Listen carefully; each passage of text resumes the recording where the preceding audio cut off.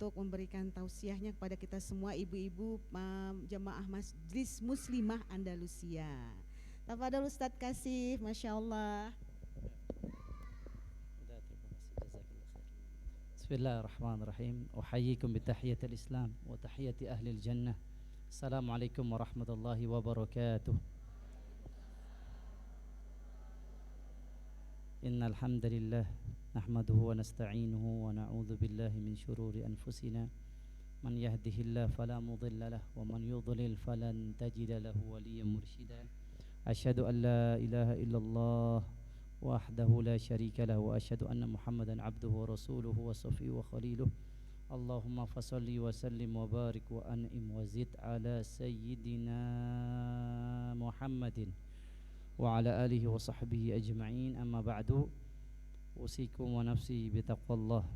Ya ayyuhalladzina amanu taqullaha wal tanzur nafsum ma qaddamat lighadin wattaqullaha innallaha khabirum bima ta'malun. Shadaqallahul azim. Yang saya hormati, saya muliakan murabbiyah saya, inspirator saya, motivator saya, Bunda Mirna,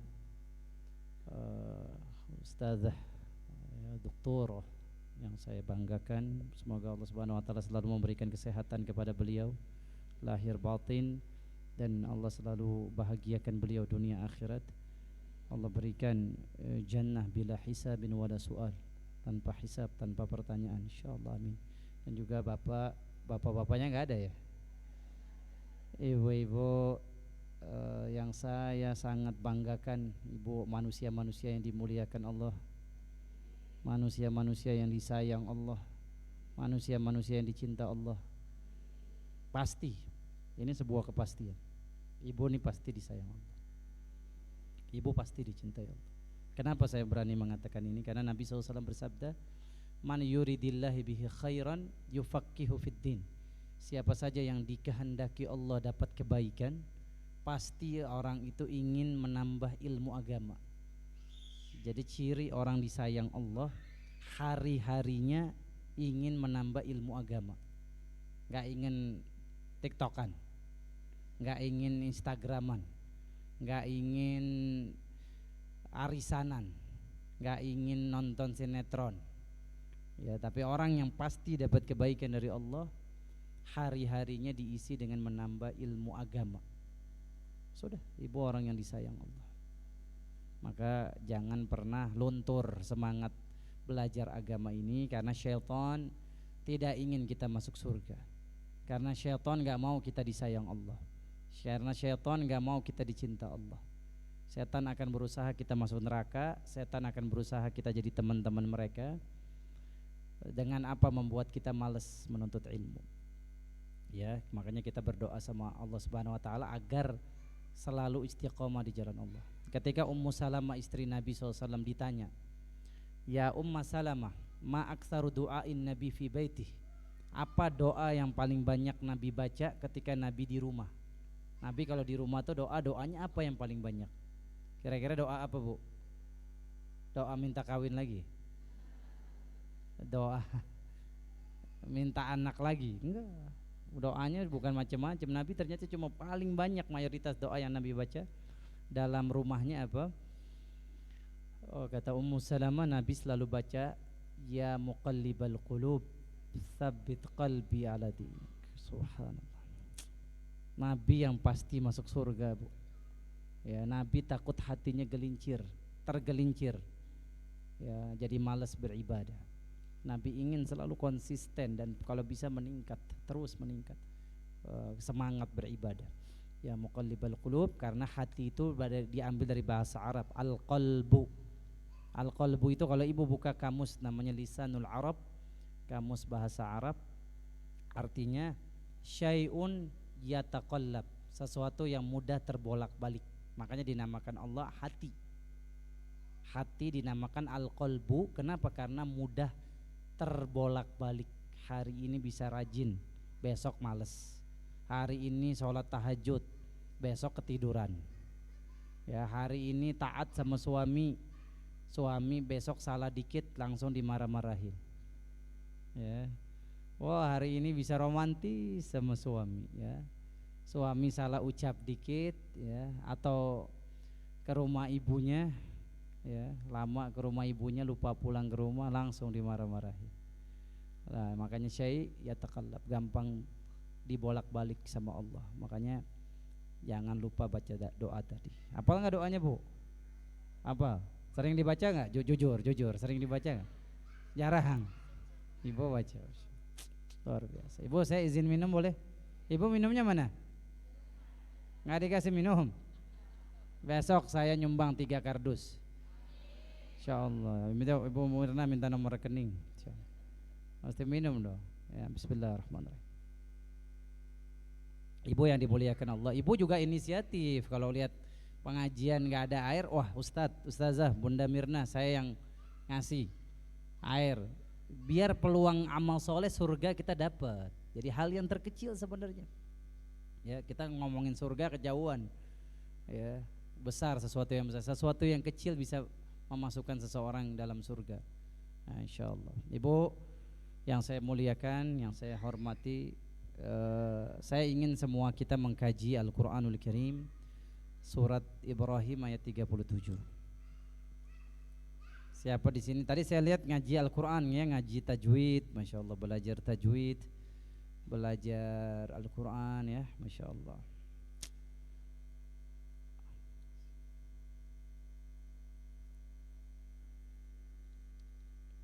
Surat Ibrahim surat ke-14 ayatnya 37.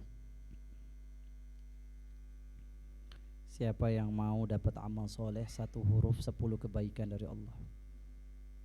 1 huruf penerang kubur, 1 huruf mengangkat derajat di hadapan Allah, 1 huruf mengampuni dosa, 1 huruf ya dimaafkan semua kesalahan oleh Allah. Siapa yang mau baca surat Ibrahim ayat 37?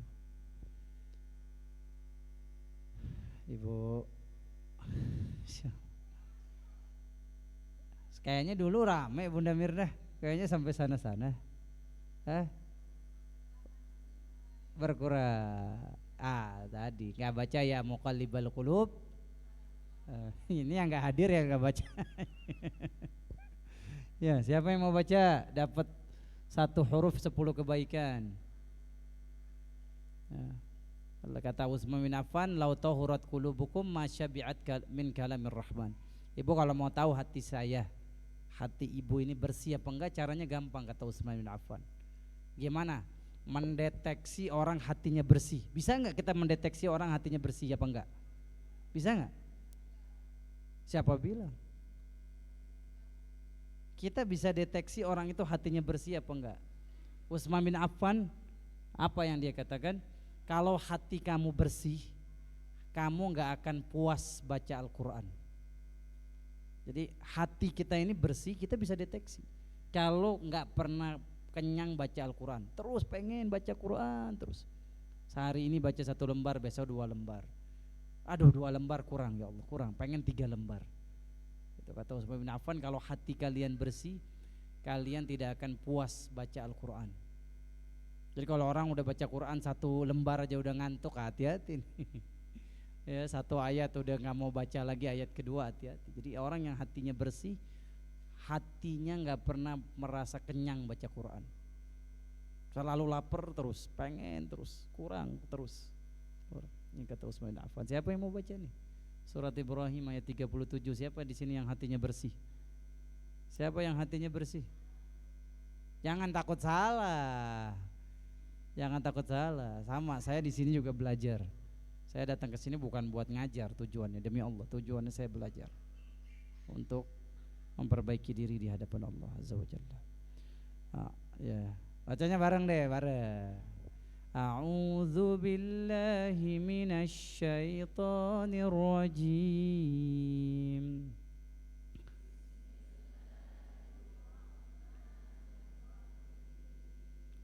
Rabbana inni askantu min dzurriyyati biwadin ghairi dhi zar'in 'inda baitikal muharram ربنا ليقيموا الصلاة فاجعل أفئدة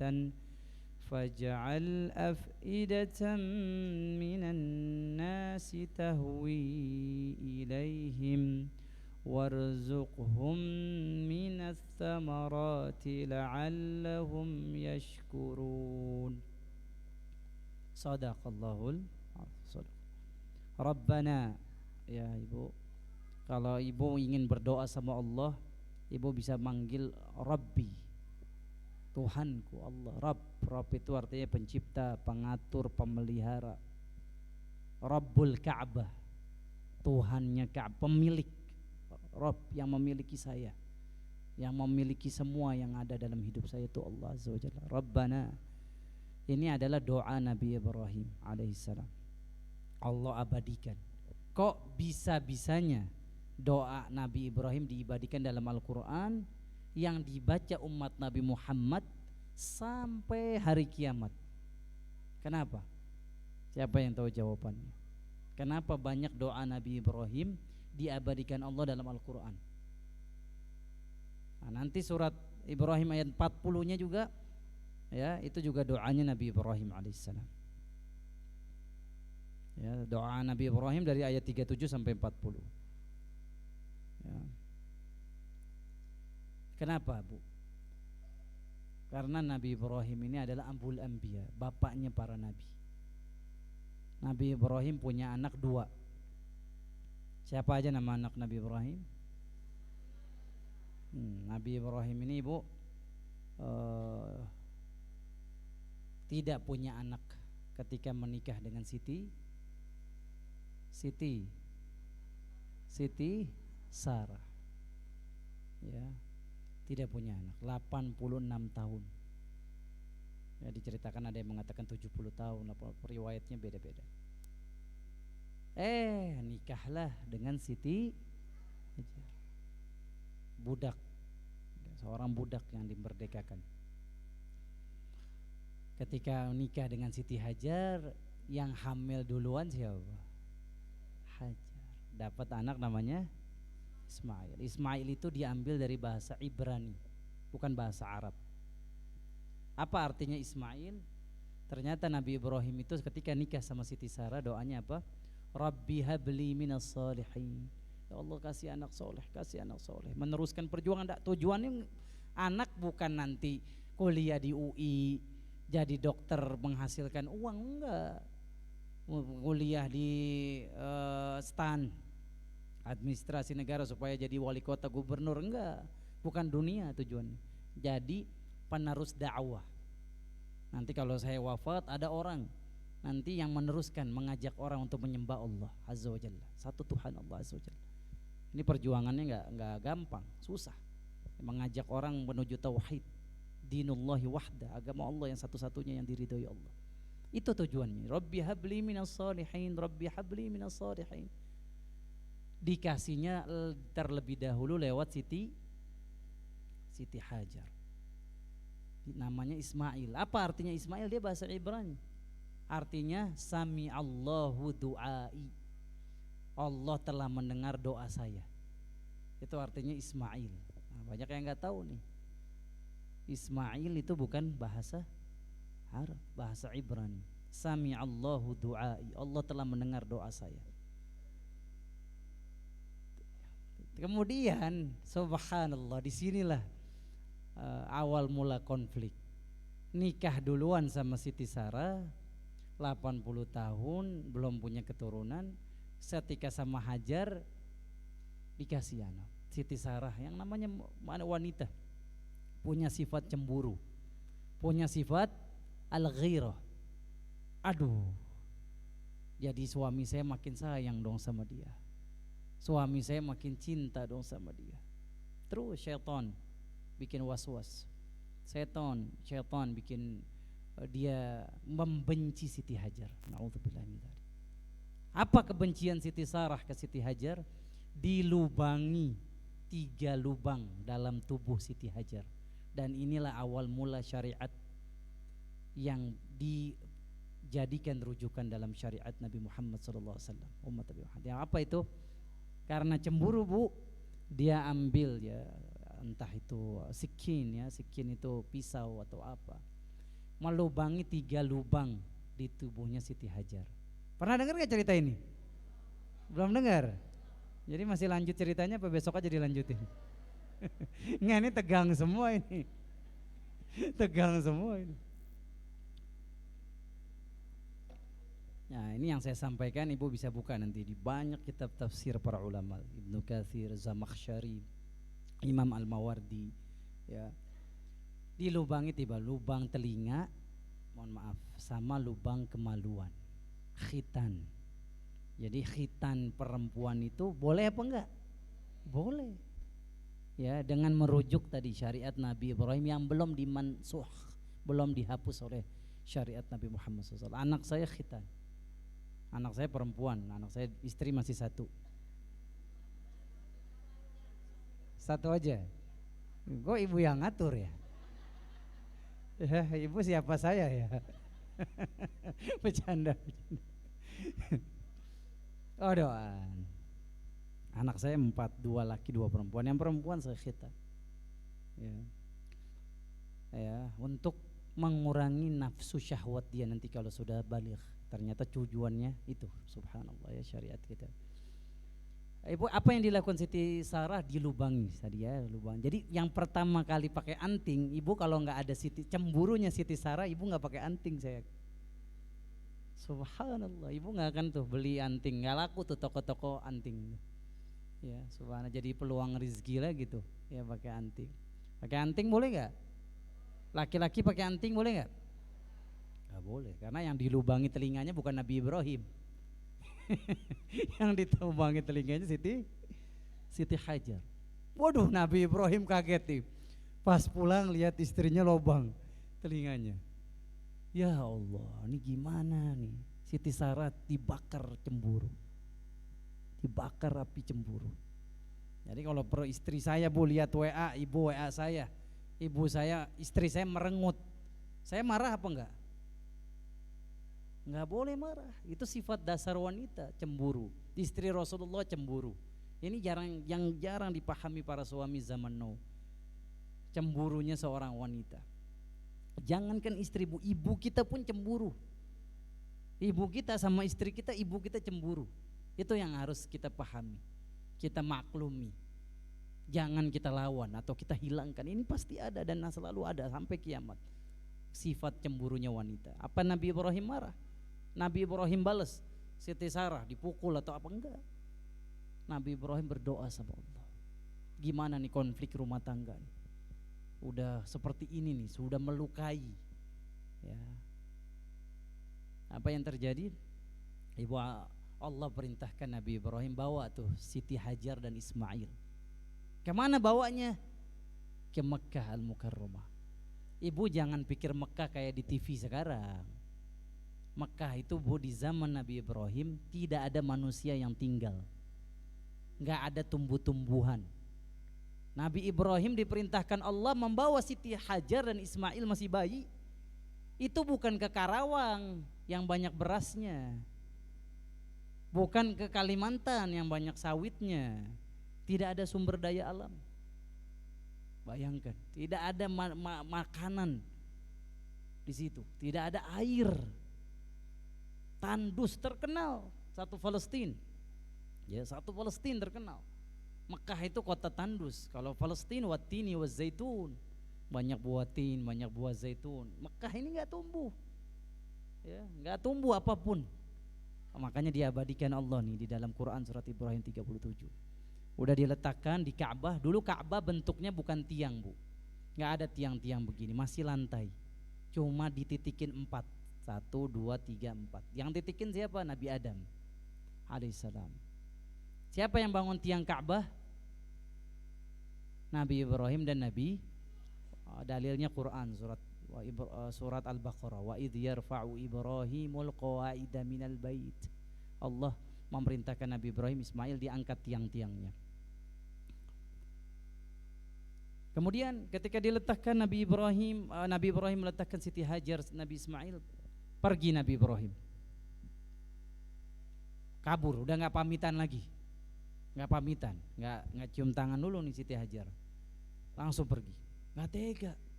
Ini perintah Allah, ini wahyu dari Allah Subhanahu Wa Taala harus dilaksanakan. Ketika pergi, Siti Hajar lari. Siti Hajar ngomong, ini subhanallah ya, ibu ditinggalin suami dinas ke luar negeri, nggak ditinggalin saldo 0 rupiah, gimana bu? Nah ibu nggak diisiin OVO-nya gimana bu? Nggak diisiin GoPay-nya, ya subhanallah, saldo dikasih ATM nggak ada saldonya. Gimana kalau ibu gimana? Saya mau pergi ini 2 bulan, gimana bu? Ibu kawin lagi gak jujur? Nyari laki lagi gak?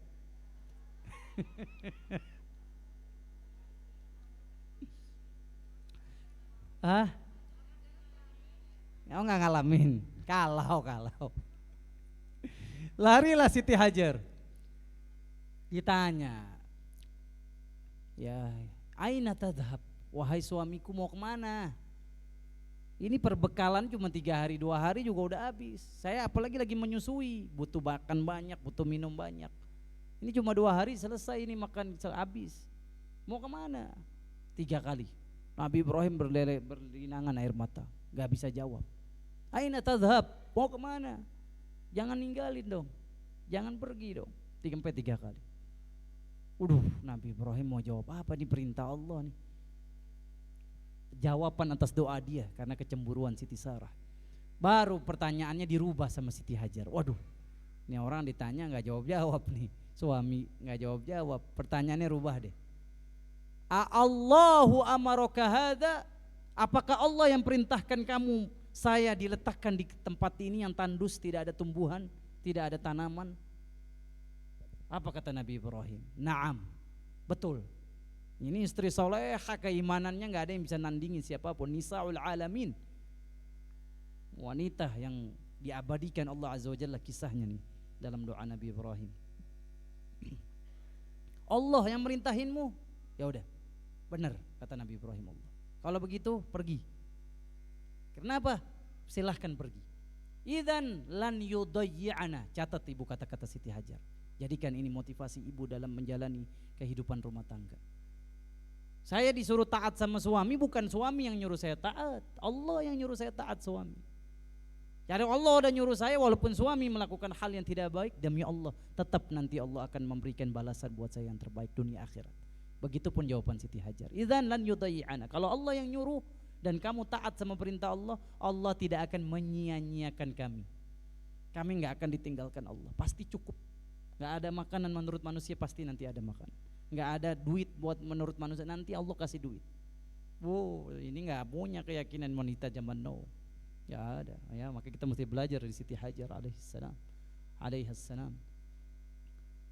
Ditinggalin bu, baru Nabi Ibrahim nangis, cuma bisa doa sama Allah. Ya Allah, saya udah melaksanakan perintahmu. Rabbana inni askantu min zurriyati biwadin ghairi zi zar'in inda baitikal muharram. Ya Allah, saya letakkan, saya tinggalkan, saya jadikan mereka penghuni satu tempat yang tidak ada zara', tumbuhan. Tidak ada tumbuhan, dia nggak ada padi, nggak ada jagung, nggak ada gandum, nggak bisa tumbuh, gersang. Tanahnya itu tandus, nggak ada sumber daya alam. Saya letakkan, saya yakin janji engkau ya Allah, kalau saya melaksanakan perintahmu pasti engkau akan jamin dunia akhirat hidup saya. Inda baitikal muharram, dan saya letakkan di tempatmu yang paling engkau cinta, Ka'bah, Masjidil Haram. Apa doa Nabi Ibrahim? 3 yang diminta Nabi Ibrahim. Rabbana liyuqimus shalah. Ya Allah, jadikan anak istri saya rajin sholat. Ya, kalau azan hayya 'alas shalah, tundukkan hati dia agar sholat 5 waktu. Tundukkan hati dia agar dekat sama engkau, doa sama engkau, minta sama engkau, tidak mengemis kepada manusia, tidak meminta kepada makhluk. Kemudian yang kedua, faj'al af'idatan minan nasi tahwi ilaihim. Nanti ya Allah bikin ramai Ka'bah. Jadi yang bikin ramai Ka'bah bukan apapun dan siapapun, bukan Raja Salman. Yang bikin ramai Ka'bah bukan Raja Salman, bukan Raja Abdul Aziz Saudi, bukan. Yang bikin ramai siapa? Doa Nabi Ibrahim yang minta sama Allah agar Ka'bah ramai. Faj'al af'idatan minan nasi tahwi ilaihim. Ya Allah, bikin Ka'bah ramai supaya manusia nanti kesihan sama anak istri saya. sayang, nggak melukai, nggak merugikan, tidak mengambil kesempatan dalam kesempitan. Ya Allah, jaga anak istri saya agar manusia senang sama mereka. Tahwi itu artinya tamil, condong hati sama Ibrahim, sama Ismail dan Siti Hajar. Dan Nabi Ibrahim ini orang ahli strategi ekonomi. Karena kalau rame, Bu, di situ nanti ada transaksi jual beli. Betul apa betul? Walaupun nggak ada sumber daya alam, kalau rame, waduh, nanti ada orang yang nyari hotel. Hotel paling mahal di dunia di mana? Ya. Tanah paling mahal di mana, Bu? Di Mekah, bukan di New York, bukan di Los Angeles. Saya pernah ngobrol sama teman orang Saudi, 1 meter tanah dekat Masjidil Haram itu bisa 10 miliar sampai 20 miliar 1 meter. Siapa di sini yang mau beli tanah di Mekah? Siapin duit 100 miliar. Nah, dulu Pak Abu Rizal Bakri punya hotel di Mekah namanya Olayan Ajiyat. Orang Indonesia yang baru saya tahu punya hotel di Mekah. Tapi hotelnya kesian digusur. Hotelnya digusur, udah nggak ada lagi. Olayan Ajiyat di Misfalah. Masya Allah, mudah-mudahan kita semua patungan bisa punya hotel di Mekah. Jadi kan ibu kalau mau umroh cuma beli tiket ya, Bu Mirna nanti kumpulin atau minimal ngebooking deh 1 apartemen ya enggak. Bikin umroh backpacker, bayar tiket sama visa di Tazkiyah Travel. Jangan lupa kalau mau umroh di Tazkiyah Travel. Setuju? Siapa yang nggak pakai Tazkiyah awas. Ya, umroh pakai Tazkiyah Travel. Demi Allah banyak testimoni yang ke saya puas dengan pelayanan Tazkiyah Travel. Ya mudah-mudahan usaha dari Tazkiyah ini maju berkembang, amin. Karena demi Allah kelihatan ada masjid, ada kampus, subhanallah. Saya pun hasil didikan dari ayah Syafi'i, Pak Doktor, Profesor Dr. Syafi'i Antonio, insyaallah. Ibu, itu yang diminta Nabi Ibrahim. Nabi Ibrahim ternyata punya misi. Setelah anak istrinya rajin sholat dulu, ya, setelah udah dekat sama Allah, Allah tujuan hidup, akhirat tujuan hidup, baru Nabi Ibrahim minta agar Mekah rame. Kalau rame di situ ada tabadul dunia wa din, akan bertukar antara manusia, agama dan dunia. Nah, makanya kemarin lockdown, lihat ekonomi hancur, Sri Lanka hancur, negeri yang wisatawan, dia berharap dari wisata biar dapat duit. Ketika lockdown Covid, hancur ekonomi. Jadi siapapun negara yang menerapkan lockdown hancur ekonominya. Indonesia hancur. Ya, hancur ekonomi. Sekarang BBM mau dinaikin lagi. Ini menunjukkan apa? Doa Nabi Ibrahim apa? Kita minta rame. Faj'al af'idatan minan nas. Ibu kalau mau tokonya rame baca doa ini. Ya kalau mau tokonya rame baca doa ini. Jangan datang ke Gus Samsudin. Ya. Faj'al af'idatan, ikutin. Faj'al. Yang punya toko mana? Tunjuk tangan yang punya toko. Nanti saya kalau berhasil saya minta 10% royalti ini. Faj'al af'idatan minan nasi tahwi ilaina. Kalau kita diganti domirnya. Nah, nahnu. Faj'al af'idatan minan nasi tahwi ila tazkiyah ila Andalusia gitu. Jadi agar manusia semuanya senang datang ke sini. Itu doa Nabi Ibrahim ma'thur. Ya. Minta Mekah diramein.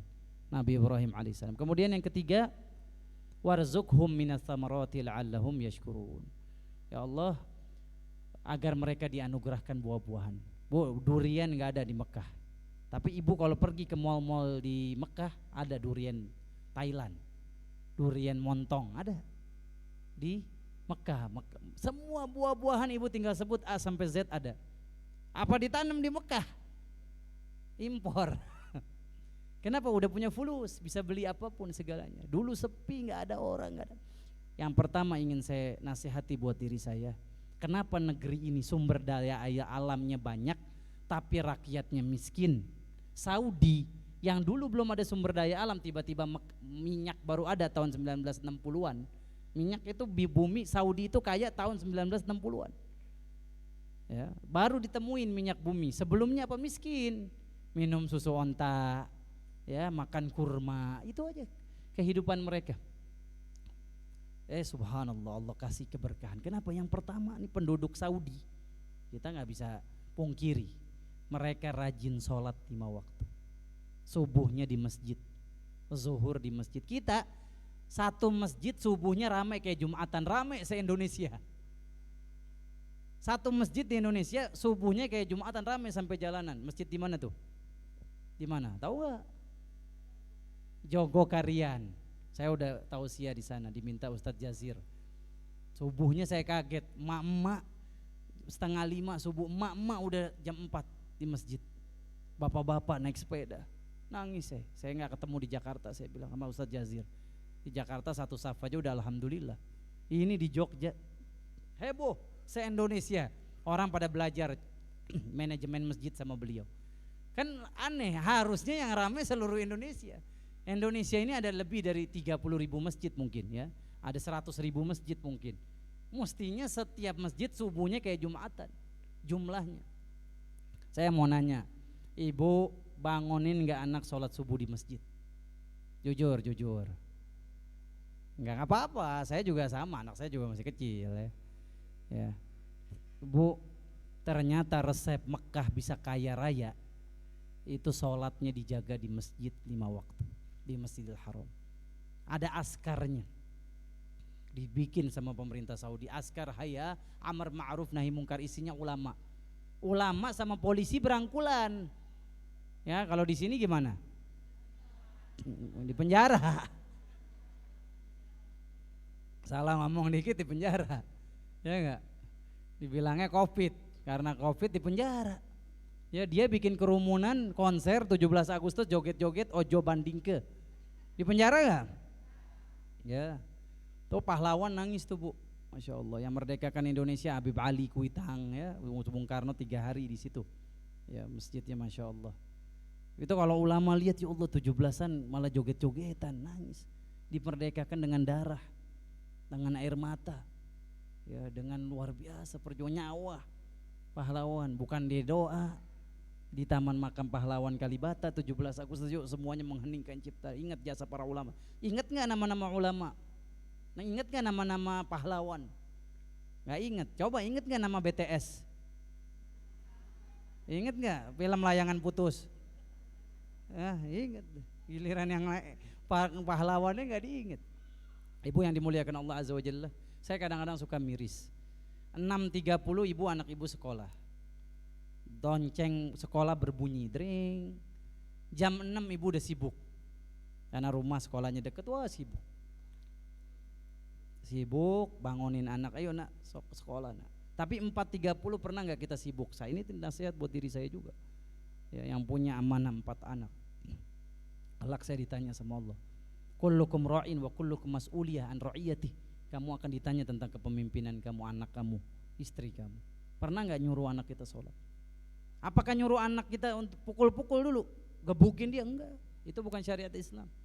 Nabi SAW bersabda, muru auladakum bis sholati wa hum 7 sinin. Perintahkan anakmu sholat 7 tahun. Ini enggak, udah 20 tahun baru disuruh. Ya, udah 30 tahun baru marah-marah. Umur 7 tahun kemana ibunya? Enggak ngerti syariat sholat. Seolah-olah sholat itu enggak penting. Seolah-olah sholat bukan ruh agama Islam.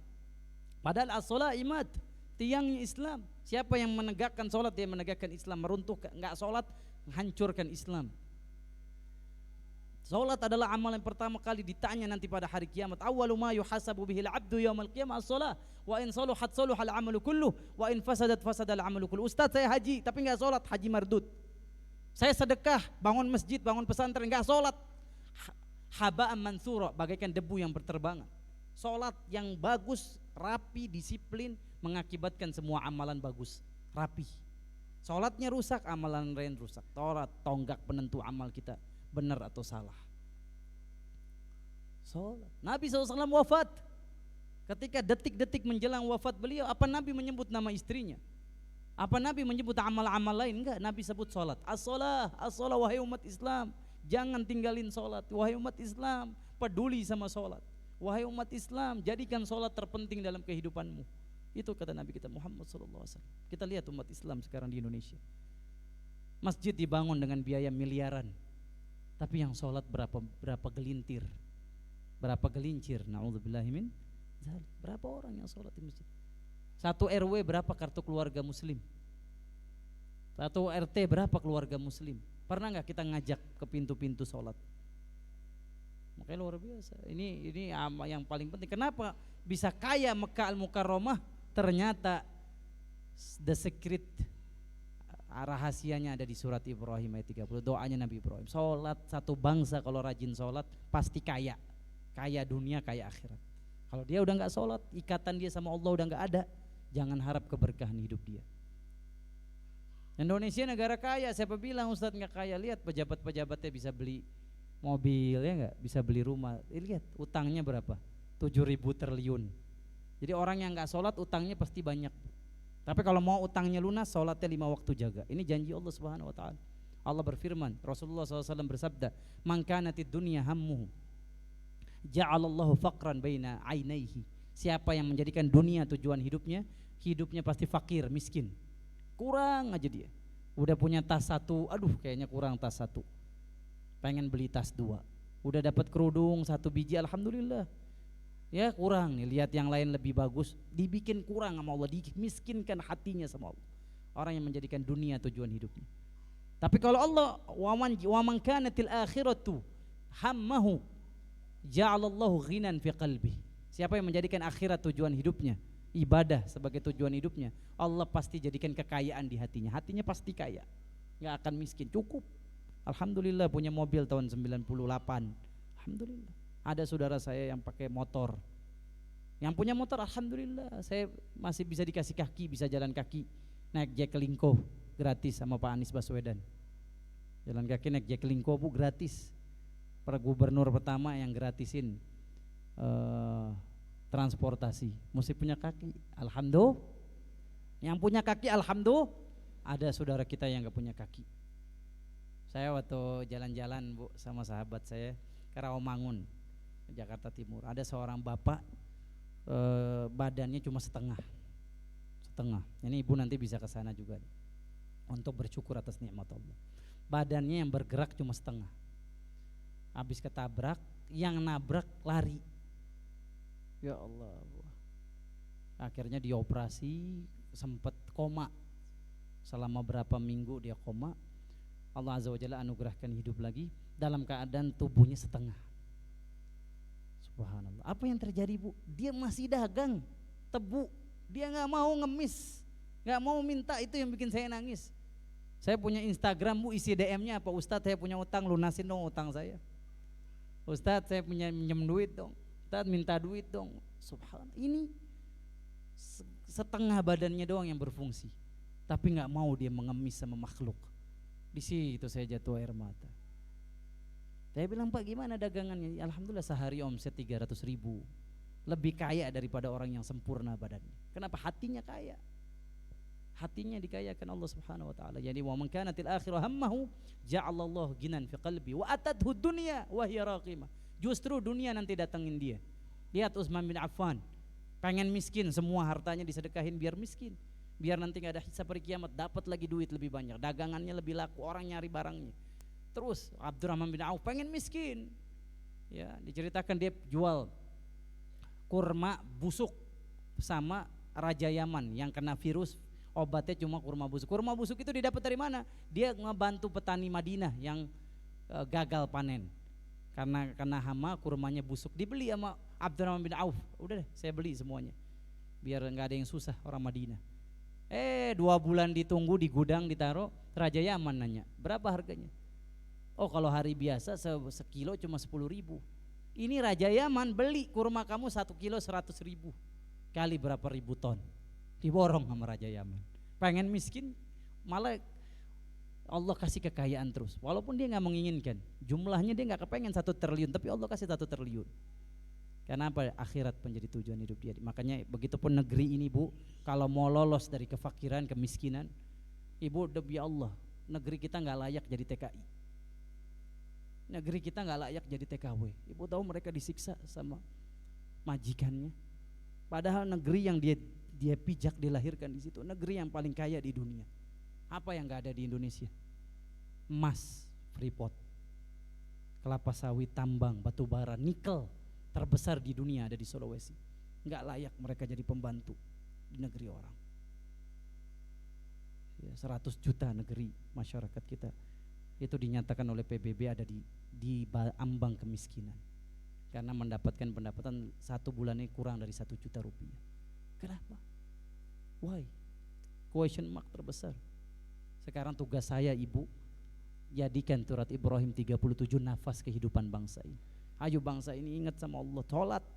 Udah sholat susah apa gampang saya tanya? Mudah apa susah? Biar Allah kayakan negeri ini, penduduknya semuanya harus sadar sholat 5 waktu. Penduduknya harus hayya ala sholat, memenuhi panggilan Allah Subhanahu wa taala. Nabi SAW bersabda, al-jafa'u kullul jafa, man sami'a nida Allah yunadi ilal falahi falam yujibhu. Kemunafikan di atas kemunafikan. Siapa dia? Orang yang mendapatkan izin dengar azan tapi dia enggak mau memenuhi panggilan Allah. Dia munafik di atas munafik. Islam KTP 270 juta, katanya 84%-nya muslim, mana yang sholat di masjid? Ini tugas ibu, duta-duta dakwah. Ibu harus jadi duta dakwah. Jangan cuma jiping ngaji kuping. Berapa tahun ibu ngaji? 18 tahun. Pernah nggak nyuruh orang sholat di masjid? Pernah nggak sadarkan orang surat Ibrahim 37? Kita mau lepas dari kemiskinan ini. Udah capek jadi orang miskin. Udah capek miskin di hadapan makhluk. Kita mau miskin hanya di hadapan Allah Subhanahu wa taala. Berusaha di atas kaki kita sendiri, berusaha di atas tangan kita sendiri. Khairul amali min kasbi yadihi.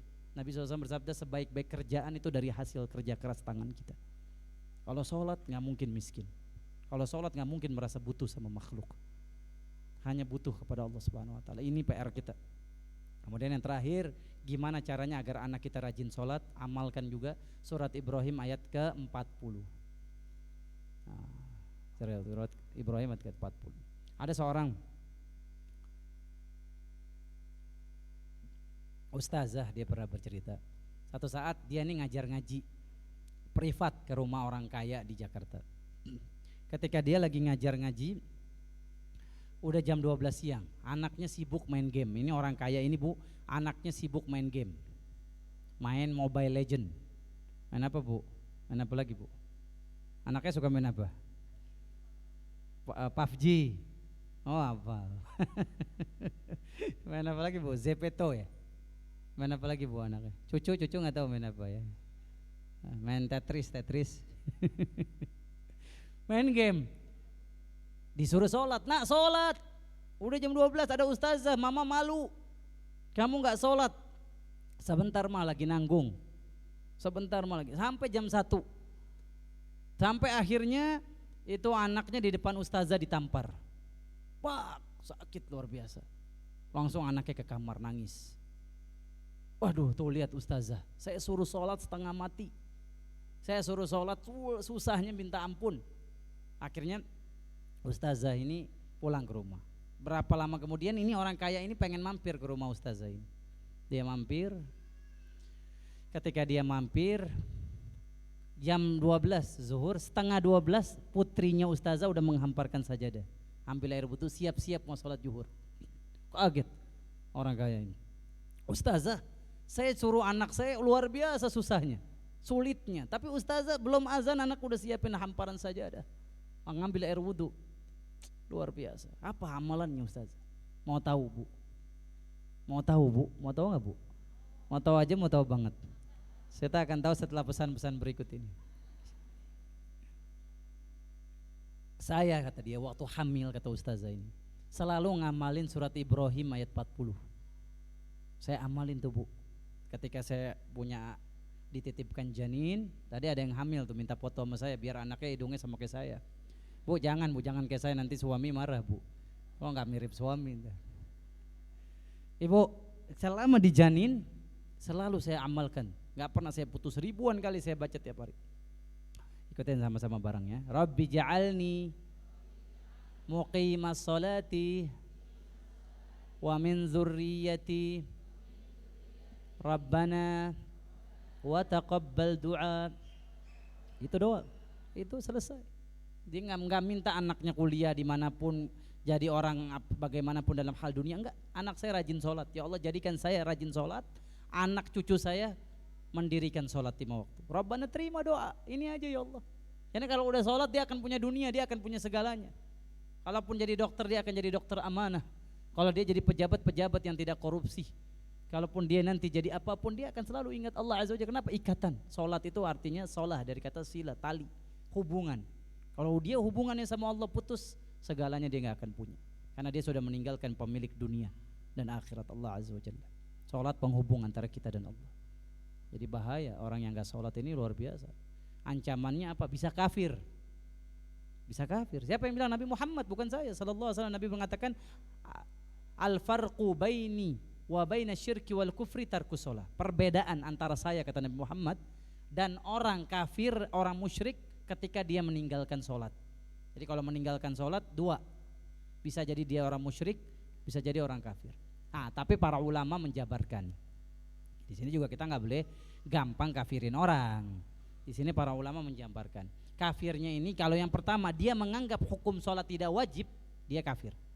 Udah, yang penting jadi orang baik, nggak ngerugiin orang, nggak bohongin orang, nggak sholat nggak apa-apa. Dia menganggap hukum sholat tidak wajib, kafir kata para ulama. Ini ijma'.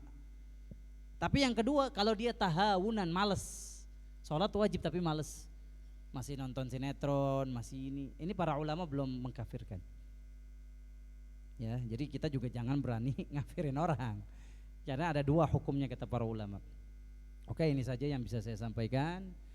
Kita buka sesi tanya jawab, mudah-mudahan bisa jadi bahan diskusi apa yang saya sampaikan. Semoga, saya doakan anak saya, anak ibu-ibu, cucu-cucu ibu-ibu semuanya rajin sholat 5 waktu, sehingga Allah buka pintu keberkahan negeri ini.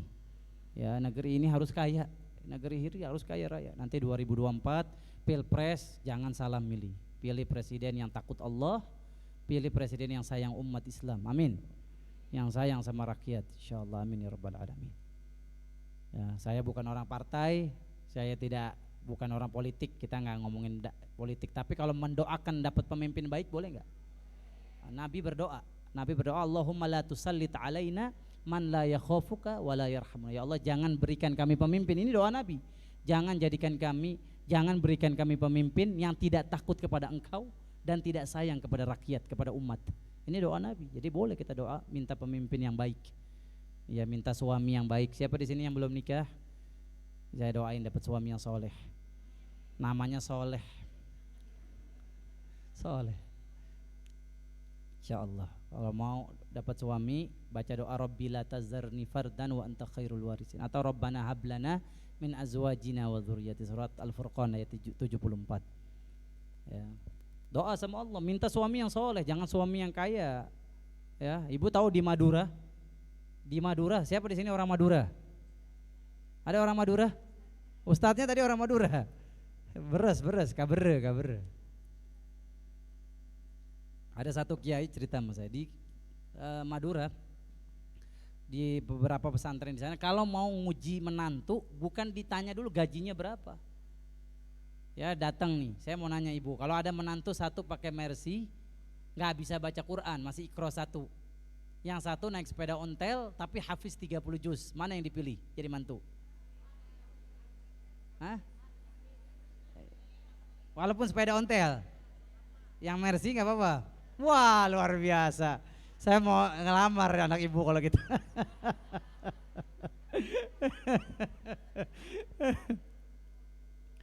Di sana, di sebagian pesantren di Madura, itu kalau mau nyari mantu dibikin fit and proper test, suruh baca Al-Quran, ditanya berapa hafalan Qurannya, yang paling banyak hafalan itu yang jadi mantu. Kenapa? Nanti anak mantu saya akan jadi imam, saya nanti udah gak ada tanggung jawab 100%. Anak laki-laki ini dari ujung rambut ujung kaki, masa dia gak bisa jadi imam? Masa dia gak bisa ngajarin Quran? Ya, di fit and proper test saat itu ada 3 orang yang di fit and proper test, yang namanya Anas, kedua Alam, ketiga namanya Imron. Ketika ditanya namanya siapa, Alam, ya udah baca Alam Nashrah. Ini namanya siapa, Anas, ya udah baca surat An-Nas. Yang Imron kencing di celana 200 ayat. Akhirnya dia istighfar karena dia udah kepincut sama cucu kiai. Dia nggak tahan pengen nikah sama anak kiai, dia seneng, dia istighfar, astagfirullah. Pada saat salam sama kiai, assalamualaikum kiai, memang benar nama saya Imron tapi saya biasa dipanggil Kulhu. Ya udah baca Qul huwallahu ahad. Ya, apa yang hikmahnya Quran. Ya, patokan jari mantu agama. Fadfar bizatid taribat yadak. Pilih calon suami, calon istri yang memiliki agama, pasti bahagia. Pasti bahagia. Dr. Syafi'i bahagia memilih Bunda Mirna. Nah, agama akhirnya jadi lembaga dakwah. Jadi seandainya Dr. Syafi'i milih yang lain gak jadi ini tazkiyah. Suami istri visi misinya sama, dakwah ilallah, menyebarkan agama Islam. Ya, insyaallah luar biasa. Cari istri visinya akhirat, agama. Insyaallah bahagia, pasti bahagia. Apapun problematika rumah tangga pasti bersama. Gak mungkin gampang ngucapin cerai kalau visi misinya Allah dan Rasulnya. Gak mungkin gampang bilang pisah. Ya, lebih baik berantem daripada ngomong kalimat cerai. Na'udzubillahi min dzalik. Ini sekarang kalimat cerai ini diobral. Covid 600 kali lipat perceraian di Indonesia. Per hari 50 kasus perceraian di Indonesia. Karena apa? Fulus. Karena apa? Suami istrinya visi misinya bukan Allah dan Rasul. Padahal fulus bisa dicari, betul apa betul? Ya udah, suamiku saat ini kamu nganggur PHK. Oh, saya bisa jahit. Saya buka di depan rumah, terima jahitan. Wah, sabar. Karena sabarnya istri, suaminya jadi direktur. Suaminya punya perusahaan. Bukan cerai, kawin lagi. Oh, kawin lagi. Ya, Ibu, kita buka sesi tanya jawab. Mungkin ada yang mau curhat, ya, di kertas, misalkan tulis, nggak apa-apa. Kita jawab sesuai Al-Quran dan Sunnah, hadis Nabi SAW, sesuai yang saya pahami, saya tahu. Jazakallah khair Ustadz. Ibu-ibu ada yang mau bertanya? Atau sebelum ibu-ibu ini ada titipan pertanyaan Ustadz. Ibu-ibu ingin bertanya bagaimana kiatnya menjadikan rumah tangga kita menjadi rumah tangga seperti surga ala Rasulullah SAW. Itu saja. Ya, tadi jawabannya surat Ibrahim 37. Rumah tangga kalau mau surga, suami istri anak peduli sama sholat. Ya, ada seorang ulama menasihati kita, sebelum anak kita pergi kemanapun, dudukin anak kita, ngaji bareng minimal 1 ayat sampai 3 ayat aja setiap hari begitu.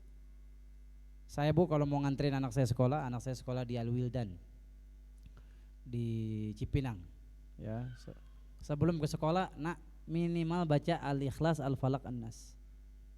Al-Ikhlas, Al-Falaq, An-Nas. Baca ayat kursi, Bismillahirrahmanirrahim, la yadurru ma'asbi syai'un. Ajak anak kita baca Quran, zikir. Rumah tangga kita ini tandus karena gak ada Quran di rumah kita. Ayo kita introspeksi diri kita. Sudahkah suami kita baca Quran? Sudahkah istri kita baca Quran? Sudahkah anak-anak kita baca Al-Quran? Karena hati yang tidak ada Quran, kata Rasulullah SAW, bagaikan rumah yang rusak tidak berpenghuni. Gersang hati, berantakan. Ya, yang memperbaiki, yang merapikan apa? Quran. Kalau nggak percaya buktiin. Sebelum suami ke kantor, anak ke sekolah, nak, yuk nak kita ngaji 1 lembar.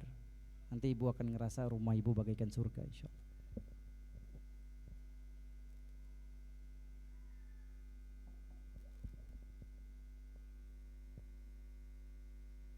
Megang apaan tuh? Keren megang dolar. Nanti Ustadz belakangan. Ya, subhanallah ya Bu ya. Itu tadi pertanyaan. Nah, itu alhamdulillah. Ibu, ini karena ini nggak bisa dibawa ke belakang, Ibu mungkin lebih kenceng atau agak ke depan? Iya, terima kasih. 1 ya Ibu, ada lagi yang lain? Ada 3 ya, nanti gantian. Mangga Bu, silakan. Silakan Ustadz ya. Langsung nanti pertanyaan langsung dijawab apa? Iya, 1 orang 1. Silakan Bu.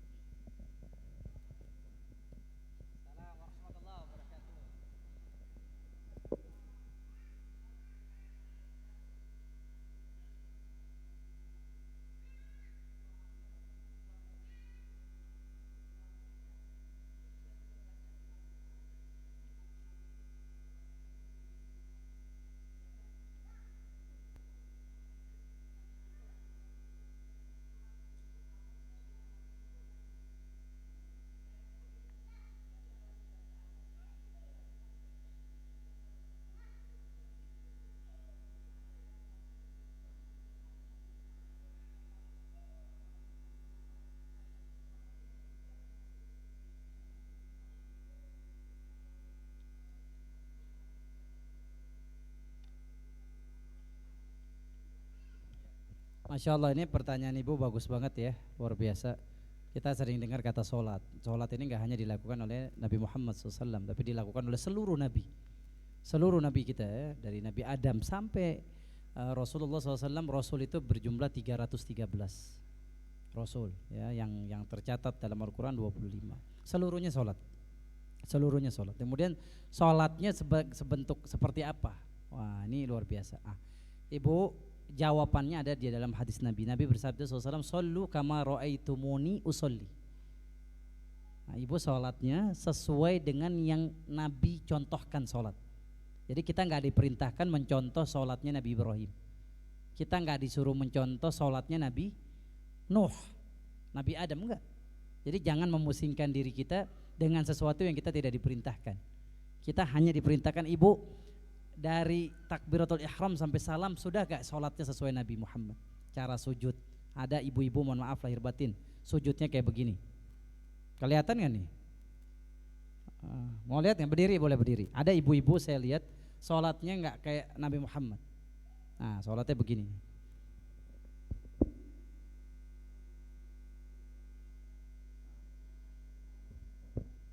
Kelihatan gak? Udah?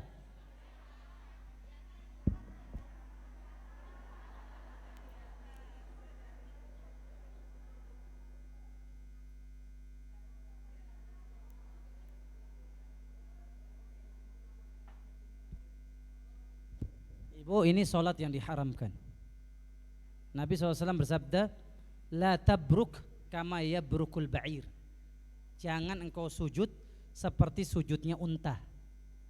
Jadi kalau yang benar ya, itu versi nggak benar. Versi yang benar ya.